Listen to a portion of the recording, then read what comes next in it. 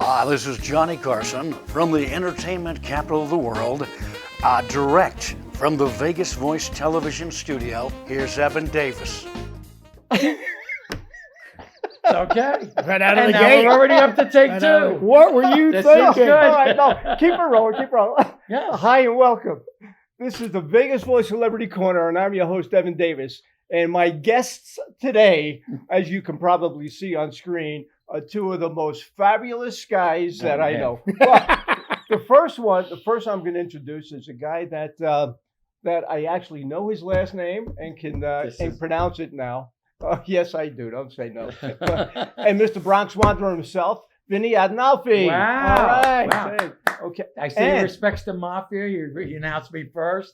That's Very right. good. Very good. Right. And then my other guest here to my left, he's an Emmy-nominated actor, writer, comedian, and impersonator, John Dee Dominico. Oh, we got both of them right. Right. Wow, 2 for 2.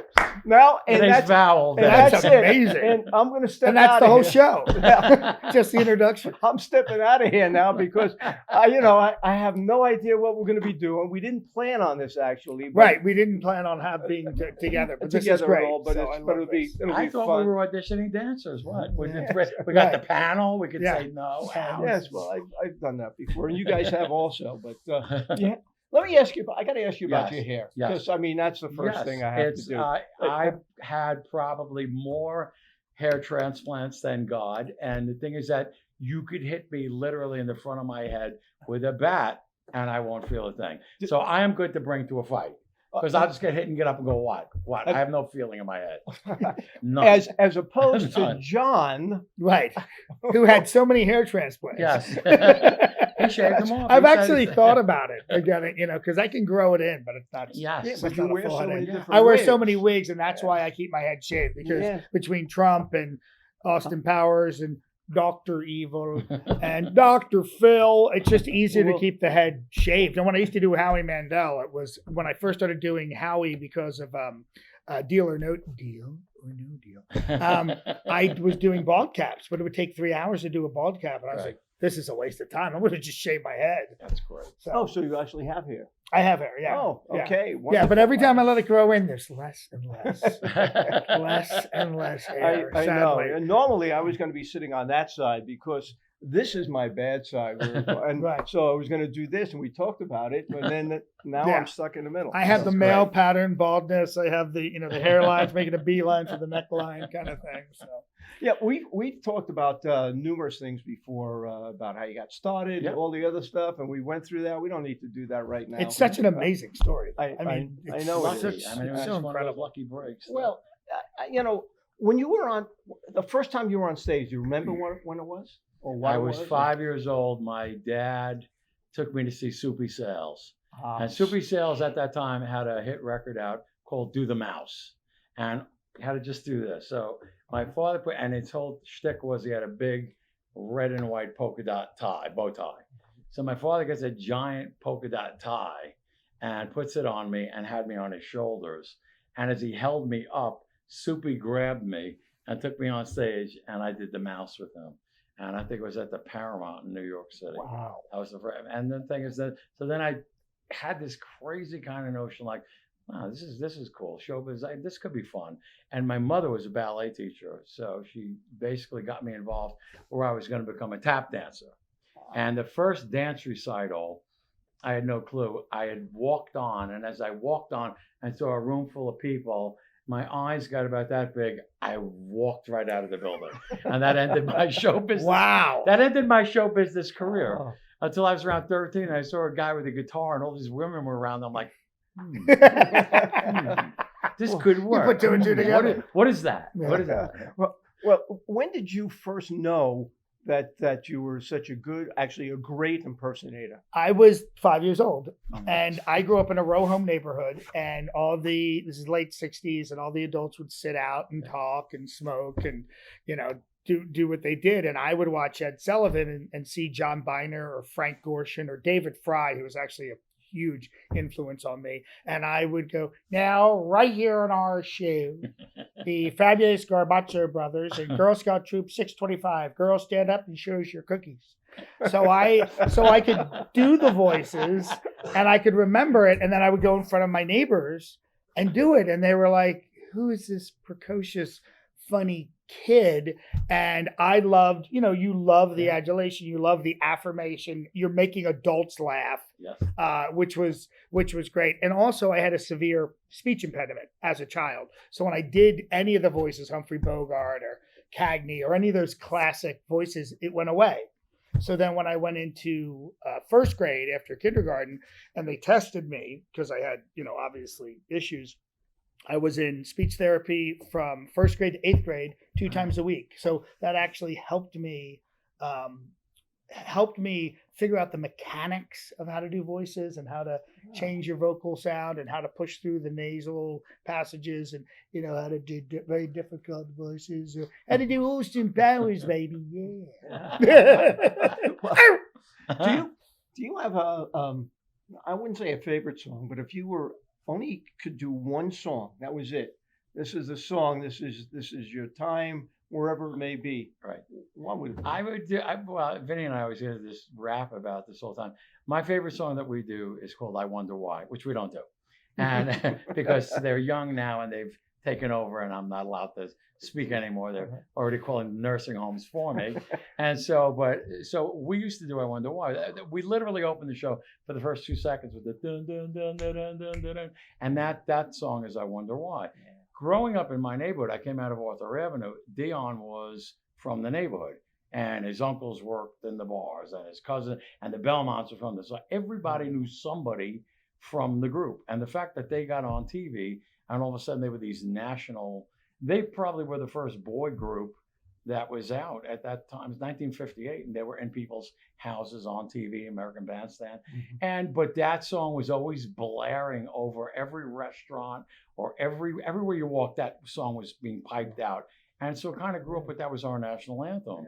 And I always said to Vinny, I said the cool thing about that part is it's 4 vocal parts bobbing and weaving, and then they all kind of come together at a certain point. Nobody really does that tune. I'd love to do that. So we put it together for years. We did it. And when we got here and we realized how we're non-essential. We're non-essential, by the way. And so the whole thing with our classification is entertainment is non-essential. It's all about gambling.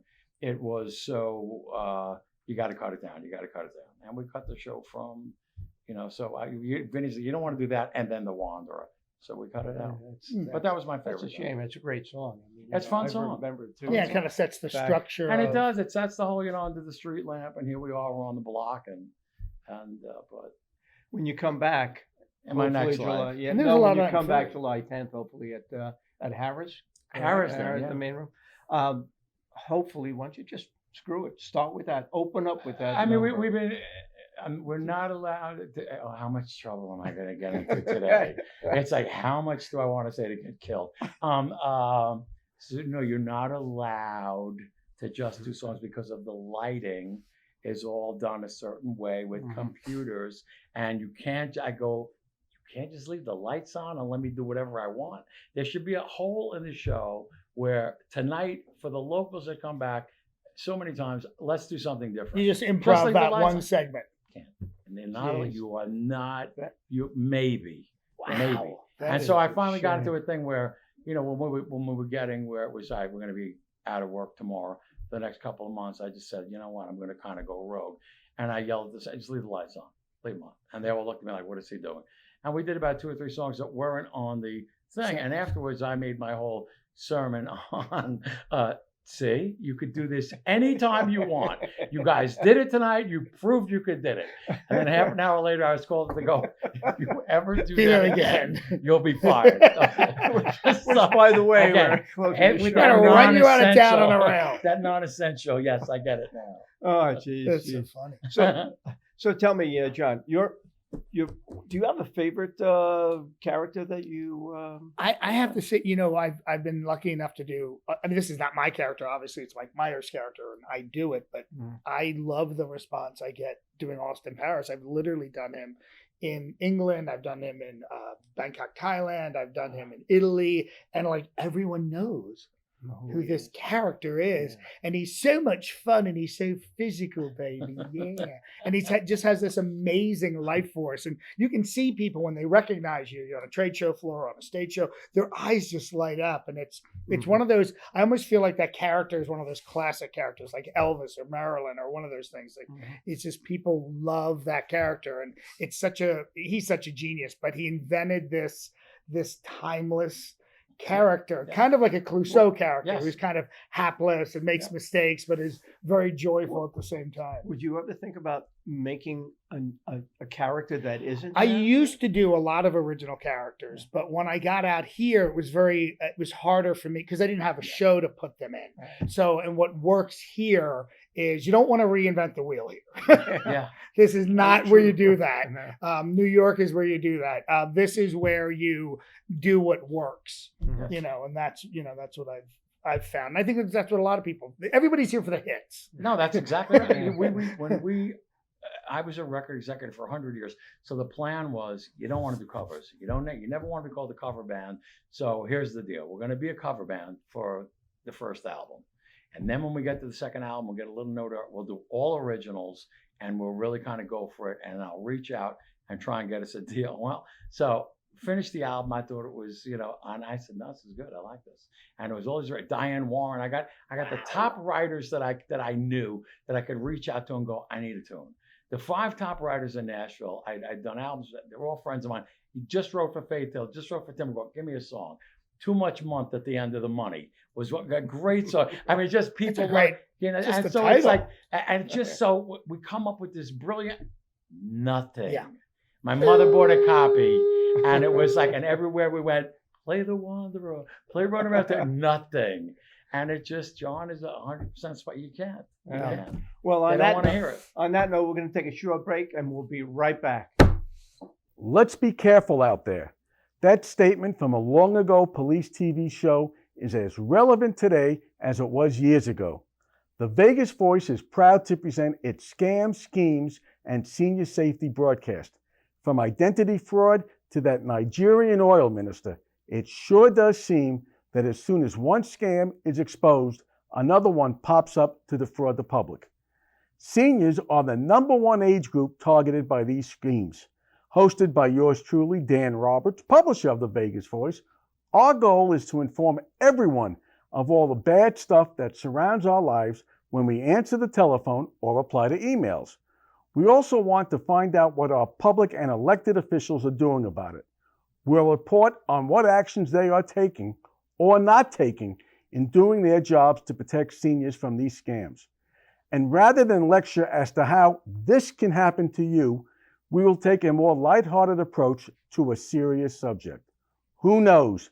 We just might make you smile. And remember, you're never too old to learn something new. Welcome back to the Vegas Voice Celebrity Corner. You should have been here during the break. We had a great time. We're still going to have a great time. Guys, go at it. Go ahead. So, what do you love about performing? I am a huge John Dee Dominico fan. And if you are out there, if you are an executive in television, Lorne Michaels, watch, what are you doing? This is the guy. And there, the one thing about when we walk out on stage, it's like, oh God, what's going to go wrong? And it's the minute he walks out on stage, you smile. And I mean, I'm a huge fan of it. Oh, yeah. Thanks, man. And I love you guys. And we actually, Vegas Voices had him a couple of times doing testing out some of his comedy stuff. So it's you got to be in front of a live audience, and with comedy, I've got to get in front of a live audience, and it's I'm so happy that I'm able to do a lot of the video stuff and things remotely from the house, and I have an audio studio and a TV studio, but nothing beats a live audience. It's energizing. They guide you through the show. They're letting you know what works. Tell me about the Howard Stern thing. So one of the things that happened during this pandemic was I'm doing cameos, which you can find me on Cameo. Get something for Father's Day. But I've been doing, so I'm shooting pretty much. When I leave here, I'll go back home. I'll go into, get in the full Trump makeup, and I have about 12 of these things to shoot. About 8 to 10 come in a day. sometimes more. And I'm always in costume and I'm in wardrobe and makeup. And I'm thinking, I might as well shoot something and get it out there. So everyone's home. People are consuming a lot more content than ever before. Like all my numbers are up. So I started just improvising or taking notes and did the thing about positively, extremely negative. Trump said he had taken the COVID test and he was saying how incredibly negative it was. It was extremely negative. No one's seen negative numbers like this before. So I did like a 2-minute bit on that. That went viral. And it ended up being on a bunch of shows. And I had friends in Israel sending it back to me. A friend in Croatia sent it back to me. I was like, oh my God, like this is going around here. And then Piers Morgan picked it up. And at the same day, Howard Stern played it. And then that got a lot of attention, a lot of energy. And the people who represent me for voiceovers is Don Buchwald Agency, Agency. Well, Don is Howard's agent. And I was sitting in my office, racking my brain, thinking, how can I leverage this? How can I leverage? Who knows? Who can get to Howard Stern? Who can get to Howard Stern? And I'm like, wait a minute. My agency that represents me represents Howard Stern. So I wrote to then obviously there's no guarantee, but I wrote my agent and the vice president of the agency, who I had just happened to do a Trump video for, because it was her husband's birthday, Robin Steyer. Could you do me a favor? And I was like, absolutely. And then it kind of worked out great that she'd asked me, because then I had a relationship with her. So then I said, listen, I just want to ask, whatever happens, but could you please let Don know that Buchwald represents me? He played me today on the show. He may or may not be looking for me, or may have who knows? You think that you're so easy to find, but sometimes you're not. So they said, no, we'll reach out. So I was CC'd on the email and I saw it and I was like, oh my God, this is great. And then within a week, someone called me from Stern, and that started like a kind of a 2-month process of, in the end, I supplied about 15 different writing samples, about 12 different videos. And then they would call me up and go, do 2 minutes on this. And then I would record it and send that out. They do 2 minutes on this. So then finally it was my turn. They're going through a bunch of different people who do Stern. And then they said next week, which was last Monday, they said, you're going to be on. I'm like, yes. And then I'm thinking, this is the worst time in history. This is the worst possible week. I was like, oh my God. What about last year this time when I was killing it in Totally Outrageous Brunch? So I tried to write, you do what you do. And I wrote the material. And I was supposed to be on for like 5 minutes, but it turned into like a 15-minute bit. And luckily I wrote a lot of material. And I improvised some stuff too, which is my specialty. But I did not want to have my pants down. I went in there fully armed, all the ammunition I needed, and it went off great. And who knows, you do these things and they go out. One of the things was I've done this many, many times. I've auditioned for films, or I've been involved with pilots, and things fall apart at the last minute. Financing drops out, the star drops out, because I'm always like, this is going to change my life. This one thing is going to change my life. And Sunday night, I'm laying in bed like this. I go to sleep. I'm like, no, I can't miss the alarm, because you're thinking like, this is going to be a big deal. 25 million people are going to hear me for the second time. And one of the things I've learned in my career, and I think you would attest to this, there are no big breaks. No. It's just bricks in a wall, bricks in a wall, bricks in a wall. And it all is it all comes together, and you build this resume of things, and people look at it and then they're like, oh, you've been around for a while. I was like, yeah, forever. I'm not new here. I've been doing this since 85. You had a good write up in the RJ. John Katz. Johnny Katz is just I feel I want to say this because this is a Vegas show. This is Vegas Voice. I was living in New Jersey, working in New York, doing film and TV and acting, and traveling all over the country doing corporate stuff. But started in Philadelphia, great town, supportive group. New York, it's a little tougher. Everyone's everyone's just dealing with their own stuff. LA, everyone wants to put a knife in your back and eliminate you from the run. They just want you out of there. I came here 9 years ago. This is the greatest city for anybody. I was welcomed with open arms. I was introduced to every entertainer I was invited to parties. I was supported. People made sure they introduced me to other people. I've never, ever experienced anything like this. I'm so glad I moved here. The entertainment community is so tight and so close and It's so amazing. supportive. And no one's like, oh, you're getting ahead. You really, Dee Domenico? You know, everyone's like, this is so great. I'm so happy for you. And it's genuine. And that's what I love about this town. There's no one's jockeying for position. Everybody wants everyone to succeed. And in my own mind, a high tide lifts all boats. So when Yes. somebody else is doing well, when you guys are crushing Yeah. it, that's just good for everybody. Yes. You know, Yes. it's not a zero sum game, and I'm glad that the performers in this town know that and they realize that. And they There was a appreciate it. great comedian, Dick Capri, and Dick Capri was one of the guys that Catskills on Broadway, and Dick would always tell me, "You can't hang out with civilians," and I would go, "What does that mean?" And he said, "Because you do what you do, and you need to be in a room full of people that do what you do. Because when you're in a room of he would call them civilians. He goes, it doesn't work. He goes, you're like a fish out of water. And he goes, trust me. And I never really got that until we moved to Vegas, because everybody does what you do, which is everybody does what you do, which is amazing. You know what they I'm Italian. I got to talk with my hands. Sorry. No, so but the thing was, everybody in town is a performer. Yeah. And it's one of those towns where you could never sit back. I'm good. Because you walk into a room and the worst guy in that room kills you. Yeah. And then the next guy gets up and he kills that, and the next girl gets up and and then you just go, oh my God, everybody here is great. But everybody supports you. No matter what, when I do a show and I look out and it's like, oh my God, that's my hero, John D. is here. And he's like coming to see me. And like, there's some other, big star, Bill Medley. I don't want to swear. Wayne Newton, they're in the back of the room and they're giving me a thumbs up. And I'm like, isn't it amazing? I smack myself in the head and go, my God, those are icons. And they're standing here watching me. And I'm embarrassed. It's like, please go make the show end. I want to go home. But it's so supportive. It is, and I've been preaching that. And what you just said about that, when I asked the two of you, I figured you guys were going to say no, you're too busy, whatever it may be. Both of you were so humble. You said to me, "Thanks for thinking about me. Oh, thanks for having me on." And when we did a show, and you said, "Oh yeah, I'd love to help me, whatever." Yeah. And I stand back and I said, I should be thanking them. Or paying them. We're going to talk about that after I got a gig maybe for you. But A slice of pizza just isn't cutting it.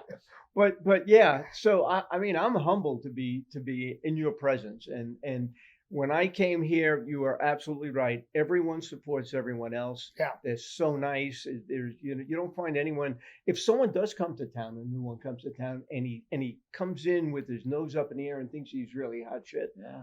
It takes a long time for them to get back in the good graces of this town. I've known one or two that happened with. You can't, it's everybody's a talent. I know. Yeah, and that's great. Yeah, that's the truth. And the other thing I want to say, and I know that you're part of a lot of the stuff, but this is the most giving and charitable town Yes. I've ever Yes. come across. Can I complain and say, because yes, I'm still waiting for my first unemployment check from March.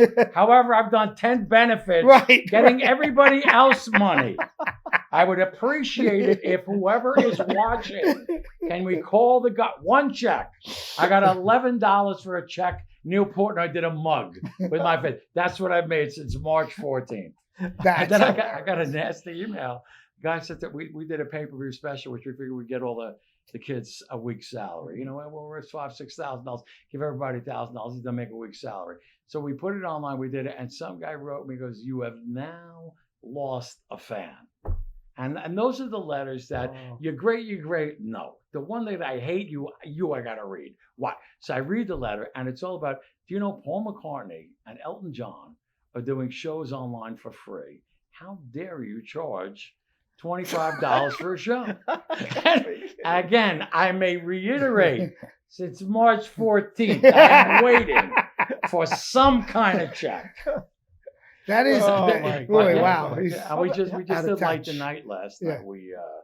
Light the Night is a wonderful. It's for the blood diseases with cancer, where everybody walks around. They do a great giant march with everybody holds this giant light, and it's great. And all the performers do it, and it basically was the kickoff meeting to raise money for this year. And the first words were, "We need to do all we can to help raise money for the town and the blood diseases." I said, "And Vinny Adinolfi?" you want to throw my name in? They said no, but yeah. So we just started it yesterday. What's the largest crowd you've ever played in front of? Oh God, maybe 25,000, 20,000. We did a couple of stadium things where we just were lucky enough to go out, and the national anthem of. At a Rangers game, which and then nobody knows we were there, but we were for us. We knew. We're playing the Garden, Right. I still have a guy say, I'm at the Garden all the time. I'm at the Garden all the time. Yeah, but Me and Billy he was Joel. the ticket counter. Right. He was the guy with the final booth. But we got to do for the Rangers now. That was neat, That's and it's so great. Yeah, and you do a lot of not benefits, but you do a lot of conventions and stuff Yeah, like that. corporate work is, when I was in New York pursuing an acting career and doing, public performances, I started doing corporate work, and this was like 96. I was also a stand-up at that time. And you do stand-up work, it's horrible. I mean, you're driving hours and hours. I was playing in Pittsburgh and Dayton, Ohio at the Chuckle Hut, and you're paying for your own gas, and they put you in a broom closet when you get there, and your life boils down to I was a featured, I was a middle comedian, and your life boiled down to 30 minutes a day, and then you do your set, and you do your 8 o'clock show, and they love you, and you're high, and then you do the 10 o'clock show and they hate you. And you're like, what happened? So, but I got my first corporate job in 96, and it was for Sony. And they flew me first class to Florida. I was picked up in a limousine, my first limousine ever. We were staying at the Swan at Disney. And I remember thinking, I could get used to this. Yeah. And I did that show, and I thought, I think I'd like to do corporate. Then I started pursuing corporate over the next few decades, and it turned out to be a really great way to make more money, get in front of great audiences, really consistent audiences, travel around the world. And I became a much better writer and a better performer. And now there's less of that, obviously because of the economy. And I'm kind of shifting back to doing things that are more just performance for public audiences, even if it's online. Yeah. And you do Leno, Ozzy Osbourne, Dr. Phil. Sharon! And you got a whole bunch Yeah. of people, and you're gonna probably do Howard Stern soon. Oh yeah. I'm working on Joe Exotic. Or Carol maybe you could do Vinny. I would love Oh, that. absolutely. Yes, I could use a night Yeah. off. That would be Yeah. great. I How think you I have a doing? wig that'll work. How you I'm going to doing? take my Regis wig and just take the gray out of it. Well, I gotta have you guys back again. This was so much fun. It was really, really a hoot. We didn't plan it or anything like this. It just happened, and they walked in the studio, and here we are. But we want to thank you. This is Evan Davis with the Vegas Voice Celebrity Corner saying, I'll see you next time.